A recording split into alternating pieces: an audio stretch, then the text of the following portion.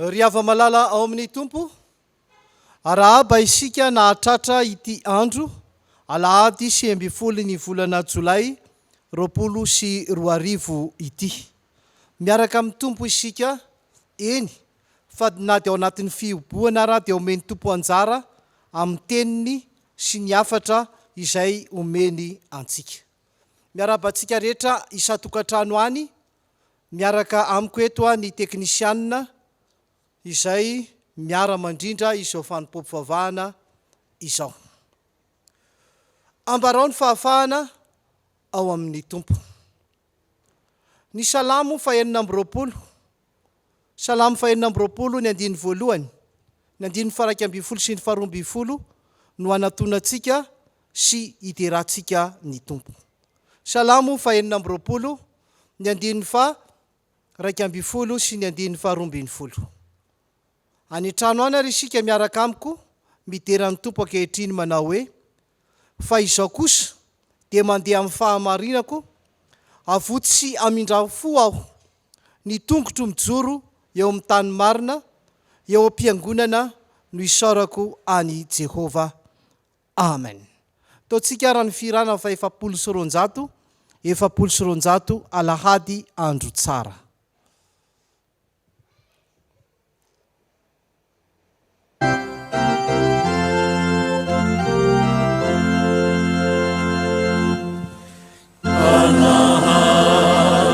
Andro tsara, andro fitsaharana, nitsanganana ry tompo, andronao mpanavotra, eny maninay ny andro fiangonana, iterananao mpamonjy sy ny voninahitra. Hivavaka isika. Ry Tompo Andriamanitra rainay eo, rainay amin'ny alalan'i Jesosy Kristy Tomponay. Tsara ianao sady mpanao ny tsara ary marina amin'ny teninao rehetra. Mendrika sy rariny nideranay ianao sy saoranay ianao tsy tapaka, fa ray mahefa ny zavatra rehetra ianao. Andriamanitro, mankalaza ny anaranao izahay fa lehibe sy mahagaga ny famonjenao. Ianao no mpamonjy afaka mamonjy anay amin'ny fotoana rehetra. Koa dia rainay mandrakariva ianao. Jesosy, ampombay anay ny herin'ny fitiavanao anay, ka ho tanteraka aminay ny teninao hoe mba ho ray ihany ane izy rehetra, ka ho vava iray sy saina ray tokoa izahay. Tompo, ny fonay rehetra mitambatra hiara-mitepo amin'ny fonao, tsy miavona sy mora fanahy. Ry Tompo, tena tisy miany fiainana isan'andro ianao. Misaotra anao izay satria mbola anisan'ny fitiavanao lehibe ny fanomezanao anay ity andro anio ity. Velonay natrapamonjeny izahay ary omenao ilay sitraponao tianao hivelomanay isan'andro, ka tonga anay ho vavolombelona mahatoky ary tsy handiso fanantenananao. Amin'ny anaranao Jesosy Kristy Tompo no anaovanay izany vavaka izany. Amen.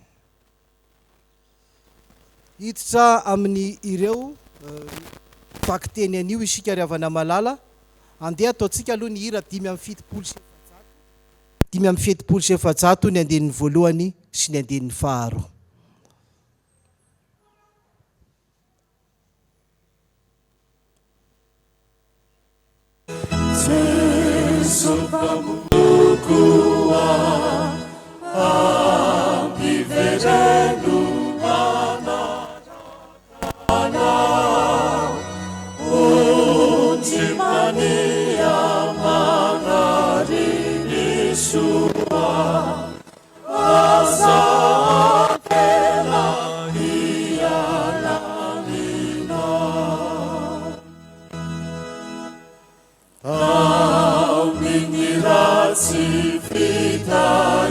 Satana, nilaulasa kubabusan,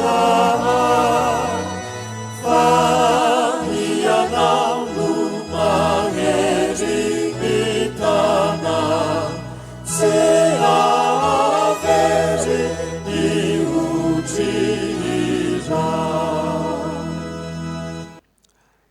ivavaka ary isika riavana malala. Tompo Andriamanitra, amaky ny teninao izahay, teny fiainana izay nomenao anay, fanay masinao ny hitari-dalana, andraisanay koa ny afatry ny teninao amin'izany misaotra raity amin'ny anaranao Jesosy. Amen. Ireo perikopa voalahatra amin'ity andro 20 Jolay ity.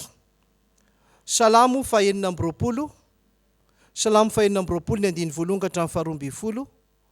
Filazantsara araka ny Jauna 4 andiny 5 ka hatramin'ny 70.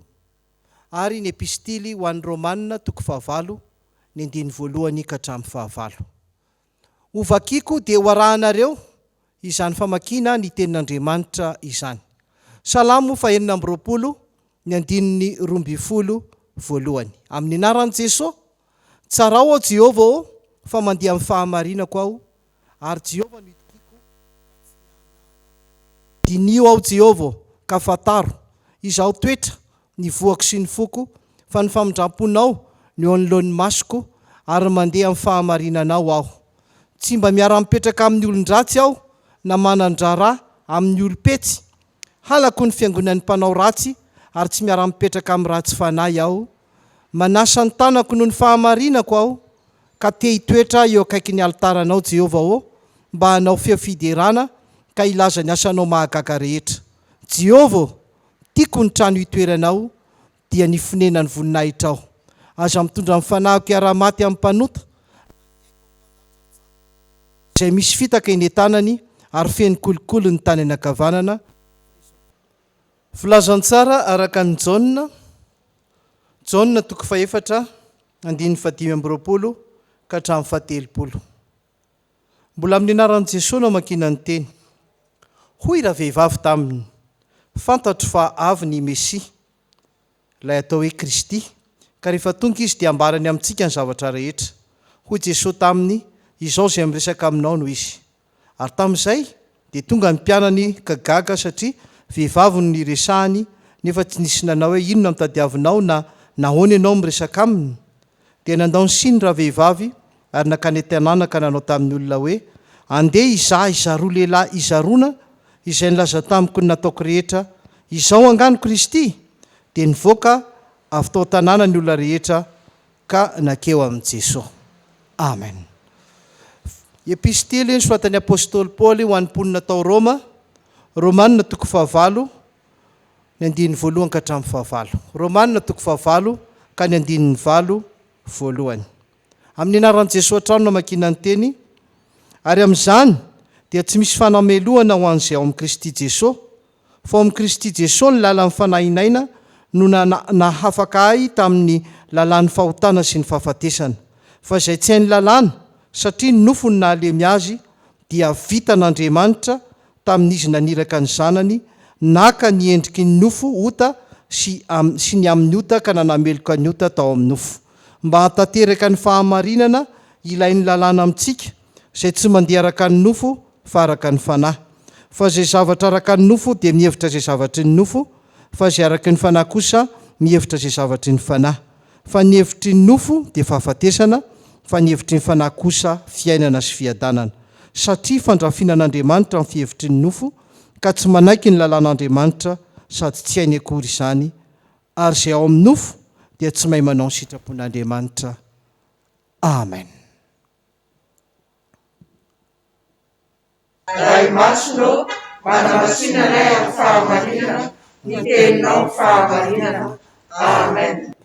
Hitsanganary isika ny tokantrano any, anao ny hira 4:7 andiny 1 sy 2 isika, dia andray ny afatry ny tenin'Andriamanitra ao aorianan'izany.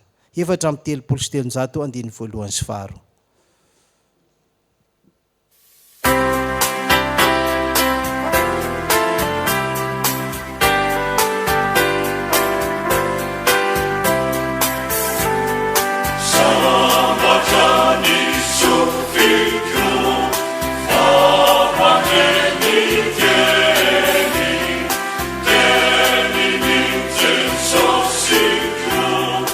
Teni pamoja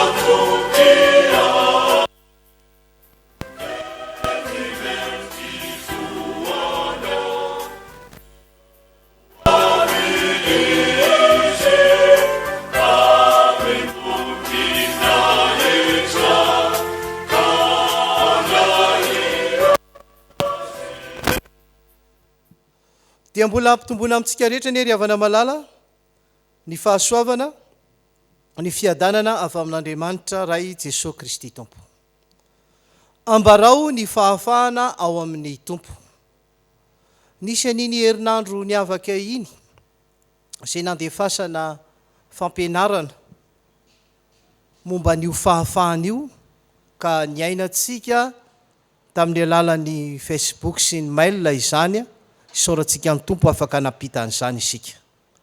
Eto kosa amin'ity andro anio ity ry-havana malala mitoy ihany zany fahafantarana ny Kristy hoe tena mpanafaka izany ka horaisintsika manokana ny bokin'ny Romanina 9 ny 1 ka hatramin'ny 9 ho fampitan-kafatra amin'ity Alahady ity. Romanina 9 ny 1 ka hatramin'ny 9 efa novakitsika teo fa zay sariana ny saina voalohany dia efa notolonina teo fa rehefa manonona dia hoe epistily nosoratan'ny apôstôly Paoly ho an'ny mponina tao Roma. Paoly zany no nanoratra an'izao epistily izao na dia mbola tsy hitany ara ny tanànan'ny Roma, tsy fantany izay mikasika ny tany fa dia nitady fampianarana ny tany Roma hoe mba handefaso fampianarana izahay fampianaram-pinoana dia indro nandefa izany fampianarana izany apôstôly Paoly nanao fitaizam-panahy fampiorenam-pinoana ho an'ireo olona nanolo-tena ho an'i Jesosy Kristy. Koa ato amin'ity Romanina 9 1 ka hatramin'ny 9 ity dia misy zavatra antitranterina sy ambara anankiroa eto. Ny voalohany dia hoe Kristy Jesosy no tena mpanafaka. Izay ny 1 ka hatramin'ny 4 ary ny faharoa dia hoe mandehana araka ny fanahy ny 5 ka hatramin'ny 9. Ireo roa ireo zany no ahasikasiny apôstôly Paoly. Kristy Jesosy no tena mpanafaka sy ny hoe mandeha araka ny fanahy. Raisitsika voalohany ary ny hoe Kristy Jesosy no tena mpanafaka. Miasikasiny eto ny mahampanota ny olombelona. Mpanota ka mendrika ny oelohina ho faty. Sika izao anisany raha ohatra ka ho an'ny mponina tao Roma ity fahafatesana tsy misy famindram-po avy amin'ny lalàna jiosy no ny avian'ny fanamelohana ny lalàna no nahatonga ny olona ho voaheloka ka natao inona fiezahana anatanteraka an'izany anaraka an'izany dia tsy ho tratra velively izany satria rehefa diso tamin'ny anankiray ianao dia diso amin'ny lalàna rehetra koa tsy ho vita mihitsy ny anatanteraka izany. Noho ilay toetra mpanota amin'ny olombelona nefa dia ny analemy ny lalàna ka tsy nanamarina ny olona na nahavonjy azy itsony, tsy afaka nanampy azy andresy ny ota ambara eto nefa fa tanteraka atao amin'i Jesosy Kristy izany fanafahana izany. Tsy misy fanamelohana ho aminy raha toa ka tena mino sy mandray azy marina ny olona fa vitan'Andriamanitra tamin'ny nanirahany zanany lahatokana ho fanatitra noho ny ota ny rahana ho amin'ny ota. Nanafaka ny olona tamin'ny lalàn'ny ota sy ny fahafatesana izy araka lalàna jiosy izay rehetra manota tsy maintsy manao fanatitra biby atao sorony ka ilay biby no hiaran'ny fanamelohana ho faty fa tsy ilay nanota. Dia takizany koa eto Jesosy mihitsy no natao maty mba hanafaka ny olona rehetra. Ry-havana ao amin'ny Tompo tsarovy fa Jesosy Kristy irery no Tompo mpanafaka antsika amin'ny fahotana.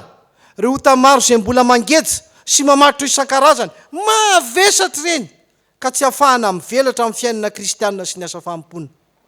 Noho ny ota sy ny fahazaran-dratsy maro isan-karazany dia maro ny mangatsika miemotra amin'ny fanimpony feno fahalainana ny vanandrianantsika raha teo ankehitriny koa dia mitady hamatotra sy anageja ry-havana malala. Tsy vita niezaky ny tena samirery izany fialana amin'izany fa mila mino mandray an'i Jesosy Kristy ilay naka ny endriky ny nofota sy ny amin'ny ota isika. Tena zava-dehibe lafo vidy ny fanavotana nataony ho antsika riavana koa raiso amin'ny finoana izany ekeo ny fanafahana nataony ho ahy sy ho anao. Zay zany aloha Kristy no tena mpanafaka ny solovoina antsika. Fa inona kosa ny tokony ataontsika dia hoe mandehana araka ny fanahy. Ny 15 ka hatramin'ny 15. Ambaran'ny soratra masina eto fa misy fisainana na fihevitra anankiroa izay mifanipaka tanteraka ao anatin'ny olona izay tsy tokony ho tafara-dalana mihitsy mandrakizay ary tsy ara-iasa mihitsy amin'ny olona. Ny olona dia mbola fehezin'ny nofo ny fisainany ka mandeha araka ny nofony. Ny nofony no mibaiko azy noho izany dia mandaa kitsorano an'Andriamanitra izy, tena mandrafy an'Andriamanitra. Vokany mizotra ho amin'ny fahafatesana izy. Fa etsekilany kosa mandeha araka ny fanahy, izany hoe ny fanahy masina no manapaka sy mitondra amin'ny fiainany. Fehezin'ny fanahy masina amin'ny fisainany, vokany fiainana sy fiadanana sady mahatateraka ny sitrapon'Andriamanitra. Mikatsaka mandrakariva izay hahafaly an'Andriamanitra ny alavorary ny sitrapony ka izay manaiky afahan'i Kristy dia andeha araka ny fanahy tokoa. Miariary eto fa tsy misy olona andeha eo anelanelan'izany, izany hoe sady mandeha ara-nofo mandeha ara-panahy. Fa na ianao araka ny nofo na ianao ara-panahy, mizara roa miavaka tsara. Zava-dehibe loatra izao fahaizan'i Paoly mampianatra sy mampita ny fiainan'ny kristianina izao mba hahafahana mandiny tena. Fa izay toeran'ny fanahin'ny tompo no itoeran'ny fahafahana araka ny Koritianina 7:17.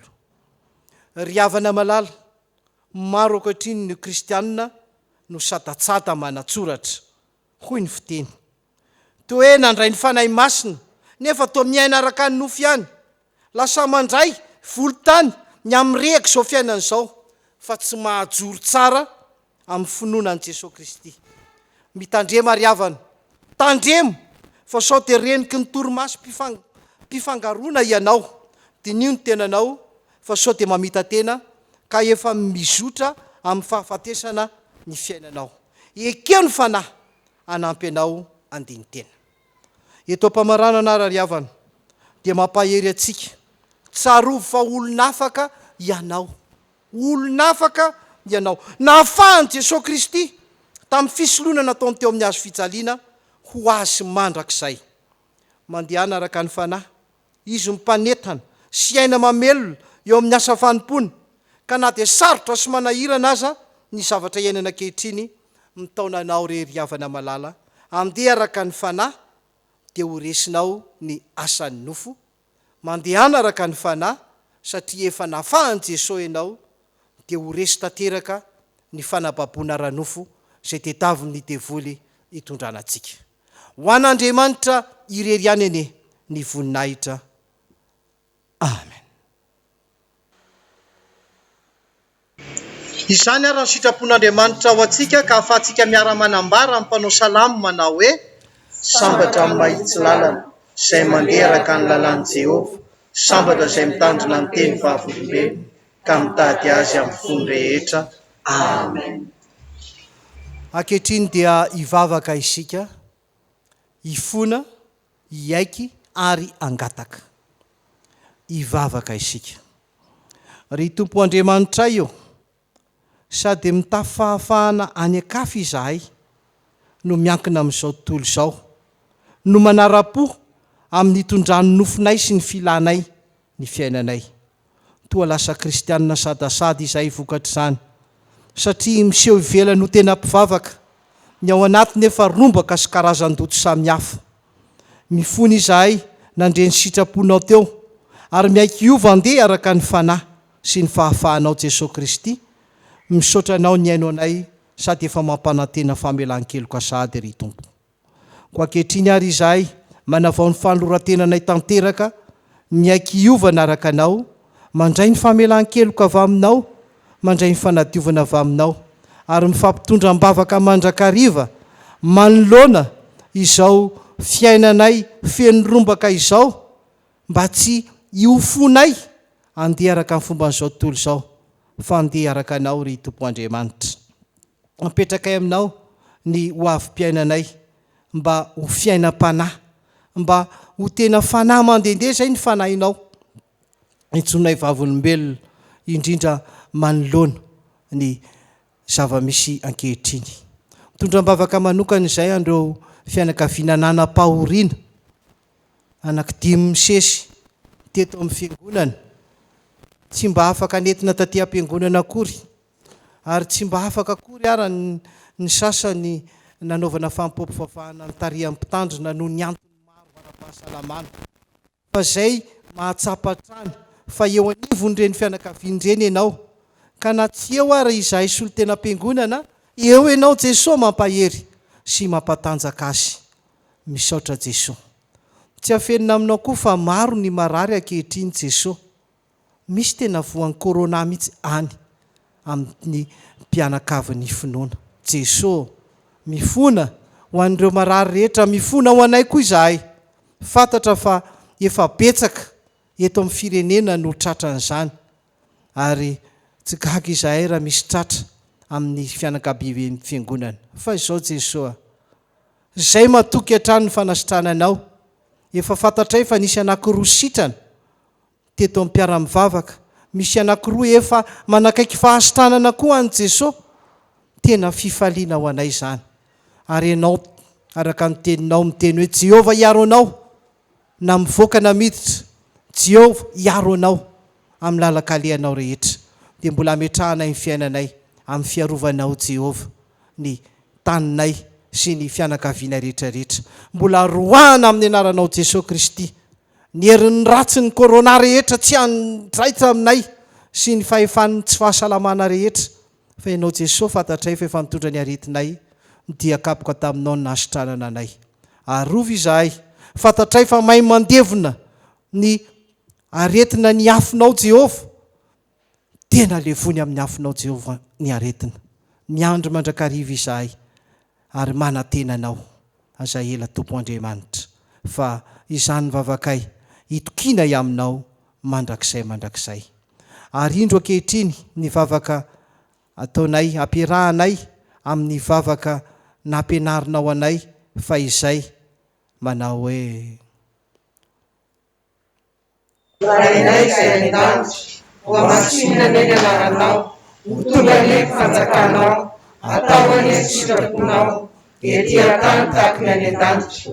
Eo anay ny mianasaza ho anay, ary mamelany hevokay, tahaka ny mamelany izay mevoka taminay, ary aza mitondra anay amin'ny fahakamana, fa manafanay amin'ny ratsy, manao fanjakana sy ny hery, ary ny voninahitra mandrakizay. Amen. dia satria vao vela heloko izay ry Tompo, dia indroko izay manao ny fanekam-pinoana. Vao vela ny helokareo mankalaza an'Andriamanitra. Sambatra ny olona izay vao vela ny elo sy voasarona ny fahotana. Sambatra ny olona izay tsy sain'i Jehovah heloka ary tsy misy fitaka ny fanahiny. Amen. Dia ho tononinay ny fanekam-pinoana ankehitriny ry Tompo. Ny olona vao vela heloka ary avana malala dia sahy mijoro amin'ny finoana, koa ndeha isika hiara-hanambara amin'ny finoantsika araka ny fanekam-pinoana apôstôlika iombonantsika amin'ny fiangonana maneran'izao tontolo izao, manao hoe Mihinan'Andriamanitra Raisy Tompanao ny lanitra sy ny tany aho, ary mihinan Jesosy Kristy zanan'ilay tokony atontsika, izay nitorotoroana tamin'ny fanahy masina, nateraka Maria Virginy, nizarana napaka-potipolala, iombonana tamin'ny hazo fijaliana, maty fiainam-bevona, nidina tany amin'ny fiainantsika, nitsangana tamin'ny maty tamin'ny andro fahatelo, niakatra ho any an-danitra, petraka ankavanan'Andriamanitra Raisy Tompo, avy any ny tsara velona sy ny maty. Mino ny fanahy masina aho, fiangonana masina maneran'izao tontolo izao, fiangonana ny olona masina, fahavelan-telo, fianganany tena amin'ny maty, ary ny fiainana mandrakizay. Amen. Raiso ny tsodrano izay tononona amin'ny anaran'i Jesosy. Aza matahotra ianao fa momba anao aho, aza mierikerika foana fa izao no Andriamanitra ao. Mampahery anao aho sady mamonjy anao, eny mitantana anao amin'ny tanana ankavanan'ny fahamarinako aho. Indro menatra sy angay izay rehetra tezitra aminao, ho tsinotsinona izy, eny ho levona izay miady aminao, ho tadiavinao izay mifanditra aminao fa tsy ho hitanao ary ho tahaka ny tsinotsinona ny zava-poana izay miady aminao fa zao Jehovahandriamanitra no mitantana ny taninao kavanana dia ilay manao aminao hoe aza matahotra izao namonjy ianao. Amen. Taontsika ny firana fa 7:telopolo andininy voalohany. 7:telopolo andininy voalohany.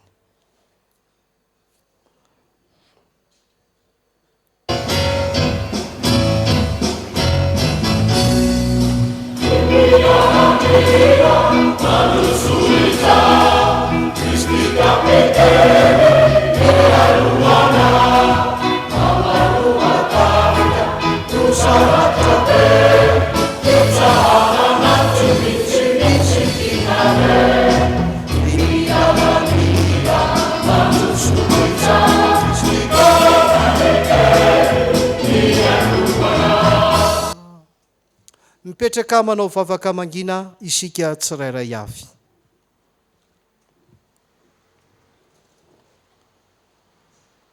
Ho an'Andriamanitra irery any ene ny voninahitra amin'ny anaran'ny Ray sy ny Zanaka ary ny fanahy masina. Amen.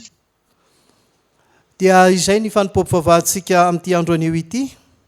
Reto avy ny raharaha ny rojom-bavaka, hivavaka hanohitra ny asan'ny nofo ka andeha araka ny fanahy, araka ny Romanina 9:9. Fa ny fihevitry ny nofo dia fahafatesana, fa ny fihevitry ny fanahy kosa fiainana sy fiadanana. Raharaha anatiny ry havana malala, ampitaina trany amin'ny alalan'ny mail sy ny Facebook ny fandarana amin'ny fanimpom-pivavahana miaraka amin'ny toriteny. Ezaka koa isika apity izany amin'ny hafa. Araka izany sady hitantsika soratra ilay izy any amintsika any no mivoaka sary ka dia samy mifampita. Misy koa ny vavaka any le atao rehefa miara-mivavaka ao an-trano ao ianao afaka vakiana izany raha ohatra ka mahasoa antsika. Mbola ao anatin'ny fihibohana isika mikatona ny fiangonana, efa mitohy amin'ny apahan'ny asa fanaovana ny trano fiangonana eto ankehitriny, mampirisika trany amin'ny fanahy-pahafoizana entsika manohy ny asa rehetra na ny tao-trano fiangonana izay efa eo amin'ny atao hoe mitapony moa izao na ny fanorenana eny amin'ny bypass trano mitandrina amin'ny sotro ronono izay ny ato aloha moa na ny fiangonana izay ahorintsika any solara. Fanahy-pahafoizana avokoa no entsika manao ireny asa ireny. Dia nitonona ihany fa mandeha video Facebook hatrany ny fanimpom-pivavahana amin'ny heriny. Dia angondray ny rakitra efa nomantsika ao amin'ny asan'Andriamanitra, afaka arotsaka ao rehefa mivony fiangonana satria ho ny tenin'Andriamanitra amintsika manao hoe aza vela izy tsy voalona amin'izy amin'izy afa tsy mifankatiavanareo ihany fa izay tiany namany dia efa nahatateraka ny lalàna. Romanina 7:15. Dia arak'izany koa mbola miato kely aloha ny fanaterana sy ny fakana diovara katekômène satria mikatona amin'ny fiangonana ezahana tsy hisy ny fifaneraserana. Mino sika fa efa afaka hitoy izany amin'ny manaraka. Misaotra antsika naharitra hatramin'ny farany dia mametraka veloma amin'ny anaran'i Jesosy tsika rehetra. Misaotra tompoko.